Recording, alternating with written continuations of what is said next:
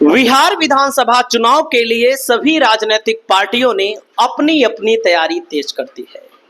चाहे एनडीए गठबंधन की आप बात करें, चाहे महागठबंधन की बात करें, दोनों गठबंधन की तरफ से यह कोशिश की जा रही है कि एक एक सीटों पर समीकरण को सेट करके अधिक से अधिक सीटें जीती जाए, क्योंकि एक एक सीटों से सरकार बनती है और एक सीट अगर कम हो गई तो सरकार बनते बनते बिगड़ भी जाती है।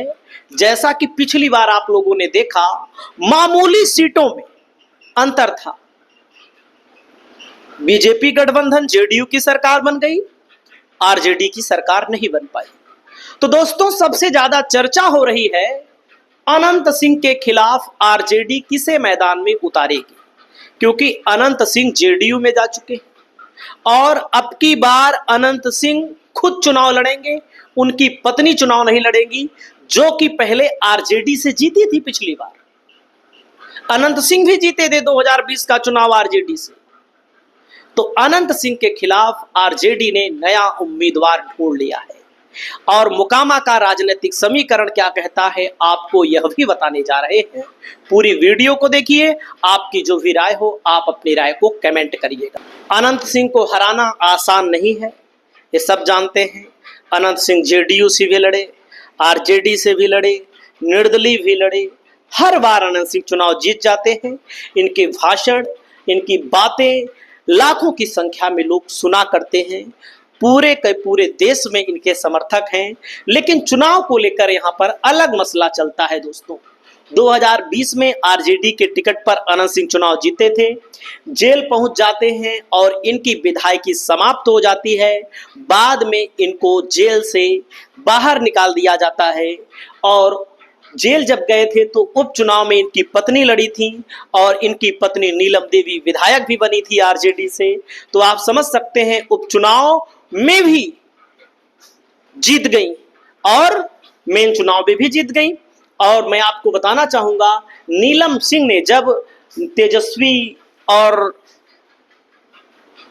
नीतीश कुमार के बीच सदन के अंदर परीक्षा ली जा रही थी कि भाई कौन किस पार्टी के पास कितने विधायक हैं, तो इन्होंने बीजेपी पक्ष यानी कि जेडीयू के नीतीश कुमार की तरफ से सत्ता में चली जाती हैं। और उसके बाद दोस्तों 2025 में जेडीयू से कैंडिडेट कौन होगा अनंत सिंह को हराने के लिए, तो यहाँ पर सबसे ज्यादा नाम उभर कर आ रहा है आरजेडी से टिकट के लिए प्रबल दावेदार पीयूष प्रियदर्शी का। मुंगेर लोकसभा से पूर्व के निर्दलीय प्रत्याशी भी रहे हैं और इसी विधानसभा में दोस्तों 12 से 13 हजार वोट निर्दलीय पा गए। जब आरजेडी अलग लड़ी, आरजेडी अलग लड़ी, बीजेपी जेडीयू अलग लड़ी, तो आप समझ सकते हैं मोकामा में ही। और मैं आपको बताना चाहूंगा, धानुक समुदाय से आते हैं और धानुक समुदाय में हो या अन्य मसले को लेकर आप बात करें तो इनकी लोकप्रियता अच्छी बताई जाती है। पशुपति पारस की उधर एक कोशिश की जा रही है पशुपति नाथ पारस की लोजपा से भी सूरजभान सिंह, जो बहुत बड़े बाहुबली माने जाते हैं, अनंत सिंह से पहले के बाहुबली माने जाते हैं। यानी कि दो लोग दावेदार हैं। सूरजभान सिंह लोजपा से लड़ेंगे तो लड़ेंगे, लेकिन आरजेडी से अगर कोई लड़ेगा तो पीयूष प्रियदर्शी का नाम यहां पर सामने आ रहा है। क्योंकि यहां पर अगर आप जातिगत आंकड़ा देखेंगे दोस्तों, तो भूमिहार वोटर, जो कि अनंत सिंह भूमिहार ही हैं, भूमिहार वोटर 80 से 85 हजार है। कुर्मी और धानुक वोटर मिलाकर यहाँ पर 40 हजार है। यादव समाज यहाँ पर करीब 25 हजार है। दलित वोटर 52 हजार है।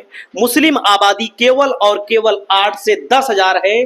यहाँ पर आप देख सकते हैं मोकामा की जो जनसंख्या है वो भूमिहार ज्यादा है, इसीलिए कहीं ना कहीं यहाँ पर अनंत सिंह भूमिहार है, उनको बढ़त भी मिलती रहती है। और मैं यहाँ पर दिखाना चाहूंगा, लोकसभा के चुनाव में सूरजभान सिंह तो मान लीजिए नहीं लड़े थे, तो वहां पर पीयूष प्रियदर्शी को कितना वोट मिला था। मुंगेर लोकसभा के अंतर्गत दोस्तों ये सीट आती है। यहाँ पर देख सकते हैं पीयूष प्रियदर्शी निर्दलीय के तौर पर 15,000 वोट पाए थे, 15,000 वोट। और यहाँ पर ललन सिंह चुनाव जीते, राजीव रंजन सिंह, ललन सिंह, कुमारी अनीता आरजेडी से अशोक महतो की पत्नी चुनाव लड़ी थी। तो यहाँ पर केवल और केवल मोकामा में ही 12,000 वोट पाना कहीं ना कहीं ये बताता है कि पीयूष प्रियदर्शी की लोकप्रियता है, लेकिन अनंत सिंह को हराना बहुत ही मुश्किल काम है। आप लोग बताइए कि कौन चुनाव जीतेगा, कमेंट जरूर करिएगा। नमस्कार।